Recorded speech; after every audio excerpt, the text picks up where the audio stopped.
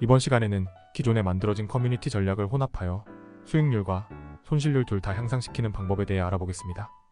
개별 자산 배분 전략에서 다양한 ETF의 조합은 위험을 분산시키는 효과를 보여줍니다. 개별 전략들을 혼합할 경우 추가적인 위험 분산 효과를 가져갈 수 있습니다. 예를 들어 서로의 상관관계가 낮은 공격적 성격의 전략과 방어적인 전략을 혼합하는 경우 추가적인 분산 효과가 발생합니다. 과연 위험 분산 효과를 통해 어떤 결과를 기대할 수 있을지 검증해 보겠습니다. 영상을 끝까지 보시면 이제는 단순히 백테스트를 통한 전략 만들기뿐만 아니라 만들어진 전략의 혼합을 통해 전략의 업그레이드를 쉽게 따라하실 수 있습니다. 먼저 혼합할 두 가지 전략을 선정해야 합니다. 지난 영상에서 만들었던 가속 듀얼 모멘텀 변형이와 HAA 변형이를 선정해 혼합해 보겠습니다. 그 전에 두 전략에 대해 간략하게 다시 짚어보고 넘어가겠습니다. 가속 듀얼 모멘텀 변형이 전략은 두 개의 공격 자산, 나스닥에 투자하는 QQQ와 신흥시장에 투자하는 EM ETF 중에서 매월 말 기준 1369 12개월 수익률의 평균이 더 높은 한 개의 ETF에 100% 투자합니다. 이 방법을 매월 말 반복하여 매월 투자할 자산을 결정합니다. 단, 두 가지 위험 회피 옵션 중 하나라도 조건에 충족하면 공격 자산을 선택하지 않고 방어 자산을 선택합니다.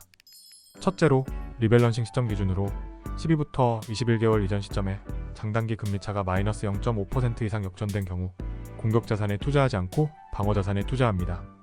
둘째로, 리밸런싱 시점에 미국 S&P 500의 배당 수익률이 1.5% 미만이면 공격 자산에 투자하지 않고 방어 자산에 투자합니다. 방어 자산에 투자할 경우 미국 단기국채 빌과 미국 장기국채 TLT 그리고 원자재 PDBC 중에서 136개월의 평균 수익률이 더 높은 하나의 ETF에 100% 투자합니다. 자세한 내용은 지난 영상을 보면 확인할 수 있습니다. 1994년부터 백테스트 결과 22.3%의 연복리 수익률과 18.4%의 변동성을 보여줍니다. 굉장히 공격적인 전략으로 수익률이 높지만 변동성과 MDD도 높습니다. 두 번째 전략인 HAA 변형일도 간략하게 정리해 보겠습니다. 더 자세한 내용은 위에 링크를 눌러 지난 영상을 확인해 보시기 바랍니다. 8개의 공격 자산은 나스닥에 투자하는 QQQ와 S&P에 투자하는 SPY, 선진시장에 투자하는 VA와 신흥시장에 투자하는 VW, 미국 중기국채 IF와 미국 장기국채 TLT, 그리고 마지막으로 원자재에 투자하는 PDBC와 미국 부동산에 투자하는 VNQ ETF입니다. 이 8개의 공격 자산 중에서 매월 말 기준 1369 12개월 수익률의 평균이 더 높은 4개 ETF에 25%씩 투자합니다. 단상위 4개 ETF 중에 평균 수익률이 마이너스인 ETF는 그 비중만큼 방어 자산으로 대체합니다. 이 방법을 매월 말 반복하여 매월 투자할 자산을 결정합니다. 단, 두 가지 위험 회피 옵션 중 하나라도 조건에 충족하면 공격 자산을 선택하지 않고 방어 자산을 선택합니다. 첫째로, 카나리아 자산인 물가 연동체 ETF 팁의 모멘텀, 즉 월말 가격이 1369 12개월 주가 평균보다 낮다면 공격 자산에 투자하지 않고 방어 자산에 투자합니다. 둘째로, 리밸런싱 시점 기준으로 7에서 10개월 이전 시점의 장단기 금리차가 마이너스 0.5% 이상 역전된 경우에도 공격 자산에 투자하지 않고 방어 자산에 투자합니다.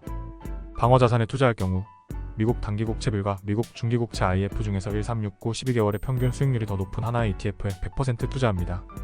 1990년부터 백테스트 결과 14.7%의 연복리 수익률과 9.9%의 변동성을 보여줍니다. 상대적으로 안정적인 전략으로 변동성과 MDD가 10% 미만입니다. 이제 설명드린 두 개의 전략을 혼합해 보겠습니다.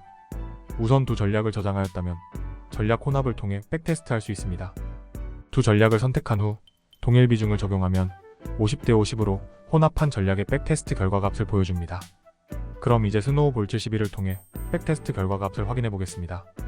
1995년부터 백테스트 운용 결과 19%의 연복리 수익률과 12.4%의 변동성을 보여줍니다. 변동성의 경우 기존 두 전략의 단순 산술 평균값인 14.1%보다 낮은 12.4%의 결과를 보여줍니다. 두 전략의 상관계수는 0.5 미만으로 수익률을 유지하면서도 변동성을 낮추는 분산 효과를 명확히 보여줍니다. 또한 95년부터 거의 30년 가까이 손실이 난 해가 거의 없을 뿐만 아니라 월별 평균 수익률을 보아도 30년 동안 마이너스가 난 적이 없습니다.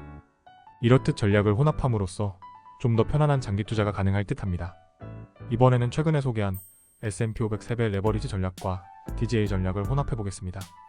S&P 3배 레버리지 전략은 위 링크를 통해 다시 확인할 수 있습니다. 간략히 정리하면 공격 자산으로 선택한 3개의 ETF인 S&P 500 3배 레버리지, 미국 중기채 3배 레버리지와 미국 부동산 중에서 리밸런싱 시점 3개 ETF 중 기간 수익률이 가장 높은 하나의 ETF에 100% 투자합니다. 단, 카나리아 자산인 물가 연동체 ETF의 모멘텀이 마이너스인 경우 공격 자산에 투자하지 않고 방어 자산에 투자합니다. 방어 자산에 투자할 경우 다우 30 인버스와 러셀 2000 인버스, 그리고 미국 장기채 인버스 중에서 5개월 수익률이 제일 높은 하나의 ETF에 투자합니다.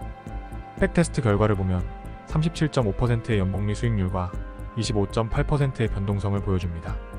그럼 이 전략과 최근의 논문으로 나온 DGA 전략을 혼합하겠습니다. DGA 전략 또한 지난번 영상에서 자세한 내용을 확인할 수 있습니다. 첫 번째 혼합 전략과 달리 이번에는 고정 비중을 선택하여 DGA 전략에 70% 비중을 주고 S&P 500 3배 레버리지 전략에 30%를 적용해 주겠습니다. 그럼 이제 스노우볼 71을 통해 백테스트 결과 값을 확인해 보겠습니다. 2010년부터 백테스트 결과 24.1%의 연복리 수익률과 14.3%의 변동성을 보여줍니다. 이전 고점 대비 최대 손실폭의 경우 기존 두 전략의 값인 마이너스 16%와 마이너스 24.5%보다 낮은 마이너스 11.9%가 나옵니다. 두 전략의 상관계수는 0.3 정도로 확실히 분산 효과를 통해 수익률도 포기하지 않으면서 변동성이 낮아졌습니다. 이 전략 또한 2010년부터 한 번도 손실이 난 해가 없습니다. 안정성이 많이 높아졌습니다. 이번 시간에는 기존에 소개해드린 전략을 혼합하여 안정성을 높이는 방향으로 업그레이드하는 방법을 살펴보았습니다. 소개드린 전략들의 과거 백테스트 결과가 미래의 수익률을 보장하는 것은 아닙니다. 또한 백테스트가 잘 나온 전략을 무조건적으로 따라서 투자하라는 것은 더더욱 아닙니다. 다양한 자산을 적용해보고 자산 배분의 로직을 이해해간다면 처음에는 어렵다고 느껴도 백테스트를 통해 자신한테 맞는 전략을 찾는 데 도움이 될 겁니다. 감사합니다.